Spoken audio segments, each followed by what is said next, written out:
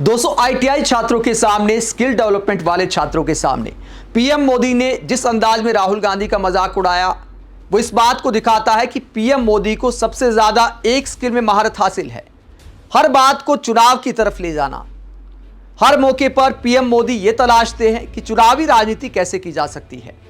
देश भर के छात्रों के साथ पीएम मोदी का इवेंट था, फिर बिहार के छात्रों के नाम संबोधन में पीएम मोदी आखिरकार राजनीति क्यों करने लगे, और राहुल गांधी का जिस अंदाज में मजाक उड़ाया वो तो बेहद बचकाना है। क्या प्रधानमंत्री को यह सब शोभा देता है? माना कि हमारी देश की मेनस्ट्रीम मीडिया ने सवाल पूछना बंद कर दिया है कि देश के प्रधानमंत्री को क्या सरकारी कार्यक्रमों में राजनीति करनी चाहिए। चलो, सरकारी कार्यक्रम विकास के हों, उद्घाटन के हों, वहां पर सब लोग बालिग होते हैं, सब लोग वोट देने वाले होते हैं, ज्यादातर अगर पब्लिक की बात करें। लेकिन वो छात्र जिनमें से बहुत सारों के तो वोट तक नहीं बने होंगे, उनके सामने भी प्रधानमंत्री को राजनीति करने की क्या जरूरत है? स्कूली छात्रों के सामने कभी इतिहास में किसी प्रधानमंत्री ने बीजेपी कांग्रेस नहीं किया। जब स्कूल में जाते हैं या स्कूली छात्रों को संबोधित करते हैं, आईटीआई के छात्रों को संबोधित करते हैं, तो उनके भविष्य की बात करते हैं, सरकार उनके लिए क्या कर रही है वो बात करते हैं। लेकिन पूर्व सरकारों को कोसना, देश के नेता विपक्ष का मजाक उड़ाना, क्या प्रधानमंत्री को ऐसा करना चाहिए? राहुल गांधी का मजाक उड़ाते हुए पीएम मोदी ने क्या कहा वो आगे आपको दिखाएंगे, उसका विश्लेषण भी करेंगे। पहले आपको बताते कि इवेंट क्या था पीएम मोदी का, जिसमें पीएम मोदी ने राजनीति की, वो भी बच्चों के सामने। पीएम मोदी के इवेंट का नाम था कौशल दीक्षांत समारोह, और इस समारोह में युवाओं से जुड़ी, छात्रों से जुड़ी बहुत सारी योजनाओं को पीएम मोदी ने लॉन्च किया। ये तस्वीर आप देख सकते हैं, बहुत सारे छात्र आपको यूनिफॉर्म में दिखाई दे रहे होंगे। और पीएम मोदी इनके सामने कैसी बात करते हैं।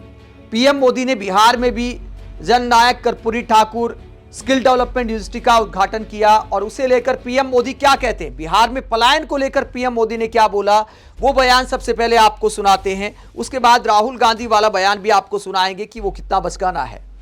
बिहार के हजारों युवा भी हमारे साथ जुड़े हैं।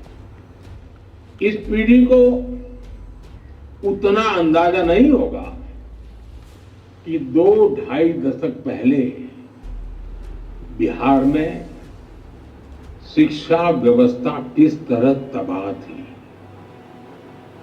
ईमानदारी से न स्कूल खुलते थे, न भर्तियां होती थी। कौन माँ बाप नहीं चाहता कि उसका बच्चा यहीं पढ़े और यहीं आगे बढ़े, लेकिन मजबूरी में लाखों बच्चों को बिहार छोड़कर बनारस, दिल्ली, मुंबई जाना पड़ा। यही पलायन की असली शुरुआत थी। साथियों, जिस पेड़ की जड़ों में कीड़ा लग जाता है, उसको फिर से जीवित करना बहुत बड़ा पराक्रम होता है। आरजेडी के कुशासन ने बिहार की हालत उसी पेड़ की तरह कर दी थी। सौभाग्य से बिहार के लोगों ने नीतीश जी को सरकार का दायित्व सौंपा, और हम भी सभी साक्षी हैं कि कैसे एनडीए की पूरी टीम मिलकर बिगड़ी हुई व्यवस्थाओं को फिर पटरी पर लाई। तो पीएम मोदी आरजेडी के कुशासन पर कटाक्ष करते हैं। आरजेडी की सरकार 2005 में चली गई थी। 20 साल से नीतीश कुमार मुख्यमंत्री हैं, जिसमें ज्यादातर समय बीजेपी के सहयोग से सरकार चलाई है। डबल इंजन की सरकार को भी काफी साल हो गए। लेकिन बिहार के आज हालात क्या हैं, युवाओं को याद दिलाना पड़ता है, ये कहना पड़ता है, आपको मालूम नहीं होगा। पीएम मोदी के सामने जो बच्चे बैठे थे वो एनडीए की सरकार में ही ज्यादातर पैदा हुए होंगे, एनडीए की सरकार में ही पढ़ाई कर रहे हैं, एनडीए की सरकार में ही वो पलायन कर रहे हैं। तो बिहार में वर्तमान सरकार क्या कर रही है, पीएम मोदी उसको बताने की बजाय 20 साल पीछे ले जाते हैं। वर्तमान में पलायन के आंकड़े पीएम मोदी को दिखाते हैं। एक बात और है, अगर राहुल गांधी इस अंदाज में बोलते, पीएम मोदी ने कहा कि जिस पेड़ की जड़ों में कीड़े लग जाते हैं, पेड़ को पेड़ समझा जाए, 2-3 बार उन्होंने बोला। और भी कई इवेंट पे मैंने देखा कि प्रधानमंत्री पेड़ को पेड़ बोलते हैं। हालांकि सबका अलग अलग उच्चारण हो जाता है, चल जाता है, लेकिन राहुल गांधी ऐसा करते तो शायद बीजेपी वाले ट्रोल कर देते। कहा जाता पेड़ तक बोलना नहीं आता, और किसानों की बात करते हैं, सोने की चम्मच लेकर पैदा हुए इसीलिए पेड़ बोलना नहीं आता। हालांकि ये थोड़ी हल्की फुल्की बात है, सबका अपना अंदाज होता है। देश के प्रधानमंत्री जमीन से जुड़े व्यक्ति, इस बात में कोई दो राय नहीं है कि जमीन से उठकर आसमान का सफर तय किया है। प्रधानमंत्री की यात्रा अपने आप में प्रेरणादायी है, लेकिन सरकारी छात्रों के सामने क्या राजनीति करनी चाहिए? क्या 20 साल पहले की सरकार को कोसना चाहिए? उन छात्रों से जिनमें ज्यादातर से आपको वोट तक नहीं लेना है, वोट बने तक नहीं होंगे, उनमें बहुत सारे छात्रों के आईटीआई छात्रों की बात है। 10वीं के बाद आईटीआई होती है तो 10वीं करने तक कुछ छात्रों की उम्र ही 18 पार करती है। तो जाहिर सी बात है, वोट नहीं बने उन छात्रों के सामने चुनावी राजनीति कर रहे हैं। और पलायन की जहां तक बात की तो कुछ आर्टिकल में पीएम मोदी को पढ़ाना चाहूंगा, 2025 के हैं। पीएम मोदी 2005 से पहले का बिहार याद दिला रहे हैं। 2025 का इंडियन एक्सप्रेस का यह आर्टिकल आप देख सकते हैं कि आबादी का 60% हिस्सा आखिरकार बिहार से नौकरी के लिए पलायन करने को क्यों मजबूर है। इसके अलावा ईटीवी भारत की रिपोर्ट आप देख सकते हैं, मजदूरों के अच्छे दिन कब आएंगे। बिहार से हर साल 50 लाख लोग करते हैं पलायन। ये एनडीए की सरकार में हो रहा है और पीएम मोदी कहते हैं कि भैया पलायन होता था आरजेडी की सरकार में। तो अब कितने बड़े पैमाने पर पलायन हो रहा है और एनडीए की सरकार ने बिहार में कितने कारखाने लगा दिए। पीएम मोदी ने कहा कि हर मां बाप चाहता है कि उनके यहां ही काम मिल जाए, तो काम तब मिलेगा जब कारखानों की संख्या बढ़ेगी। लेकिन पिछले 10 साल में क्या हुआ है, द वायर की रिपोर्ट आप देख सकते हैं, जो सरकारी आंकड़ों के अनुसार क्या खुलासा करती है। फिर कहता हूं, सरकारी आंकड़ों के अनुसार द वायर की इस रिपोर्ट में क्या जानकारी दी गई है। केंद्र सरकार के आंकड़े भी बिहार के औद्योगिक क्षेत्र की बदतर स्थिति की पुष्टि करते हैं।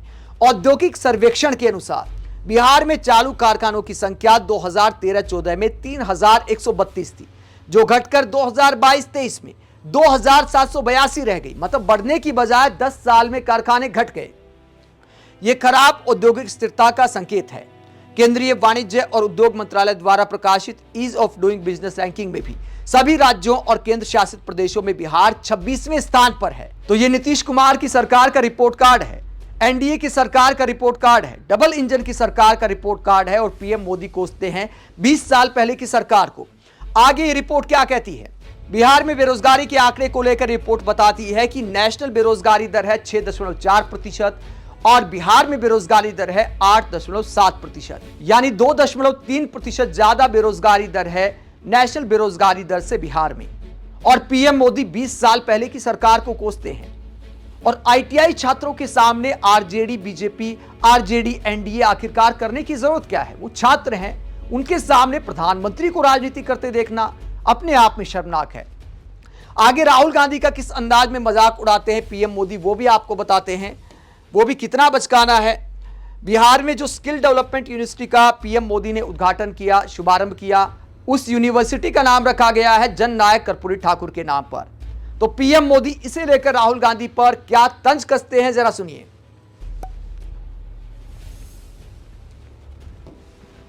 बिहार को एक नई स्किल यूनिवर्सिटी मिली है।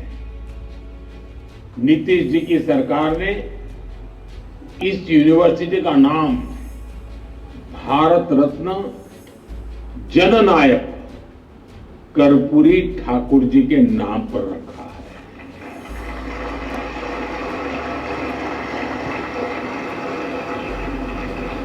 और कर्पूरी ठाकुर जी को जननायक ये सोशल मीडिया की ट्रोल करने वाली टीम ने नहीं बनाया। कर्पूरी ठाकुर को जननायक बिहार के जन जन ने बनाया और उनके जीवन को देख करके बनाया था। और मैं तो बिहार के लोगों को कहूंगा कि जरा चौकन्ने रहिए। ये जननायक पद कर्पूरी ठाकुर से ही शोभायमान है। आजकल लोग ये जननायक की भी चोरी करने में लगे हैं और इसलिए तो पीएम मोदी यहां राहुल गांधी पर तंज कसते हैं, क्योंकि बहुत सारे कांग्रेस के प्रवक्ता, कांग्रेस समर्थक राहुल गांधी को आजकल जननायक कहकर बुलाते हैं। तो इसमें चोरी करने वाला मामला क्या हो गया? जननायक मतलब जनता का नायक। ये कोई पद तो है नहीं, ये तो प्यार मोहब्बत में जनता जिसे अपना मानती है, समर्थक नाम दे देते हैं जननायक। पीएम मोदी कहते हैं ये पद भी चुराने की कोशिश की जा रही है।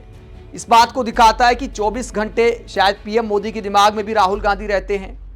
कई बार हम इस मुद्दे को उठाते हैं कि बीजेपी नेता ये देखते हैं कि राहुल गांधी क्या कर रहे हैं, क्या नहीं कर रहे, फिर ये भी बयान देते हैं कि राहुल गांधी का कोई महत्व नहीं है, राहुल गांधी की बातें गंभीर नहीं होती हैं। तो आप इतनी गंभीरता से क्यों लेते हैं कि आईटीआई छात्रों के सामने देश के प्रधानमंत्री राहुल गांधी का इस अंदाज में मजाक उड़ाते हैं छोटी छोटी बातों पर? मतलब कहां राहुल गांधी तक बात पहुंचा दी। जननायक कर्पूरी ठाकुर की जहां तक बात है तो उन्हें सबसे ज्यादा गालियां देने का काम किसने किया? जननायक कर्पूरी ठाकुर के बारे में बीजेपी नेता किस तरह की भाषा का इस्तेमाल किया करते थे, ये सबको पता है। विपक्षी नेता याद दिलाते हैं वो काल जब जननायक कर्पूरी ठाकुर का बीजेपी वालों ने कितना विरोध किया था। आज अच्छी बात है, देश के प्रधानमंत्री ने उन्हें भारत रत्न दिया है, लेकिन उनके नाम पर यूनिवर्सिटी के उद्घाटन में इस तरह राजनीति करना देश के प्रधानमंत्री को यह शोभा नहीं देता। हालांकि इन बातों के मायने देश के लिए खत्म हो गए हैं। अब चूंकि मेन स्ट्रीम मीडिया इन सब बातों को उठाती नहीं है, प्रधानमंत्री से सवाल करती नहीं है, ये पूछती नहीं है कि छोटे छोटे बच्चों के सामने इतने बड़े पद पर बैठी शख्सियत को क्या ऐसी बातें करनी चाहिए? क्या आरजेडी बीजेपी करना चाहिए?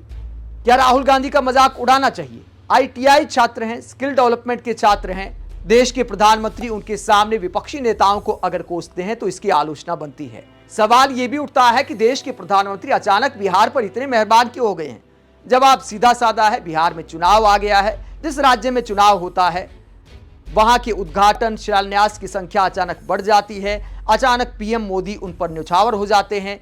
नेशनल इवेंट में भी उस राज्य के छात्रों के नाम संबोधन कर डालते हैं और उसमें राजनीति भी कर डालते हैं। बस ये बोलना बाकी रह गया कि हमें वोट दीजिए। आप इस पूरे मुद्दे को लेकर क्या सोचते हैं? कमेंट बॉक्स में अपनी राय जरूर दें, साथ ही चैनल को सब्सक्राइब भी करें। नमस्कार।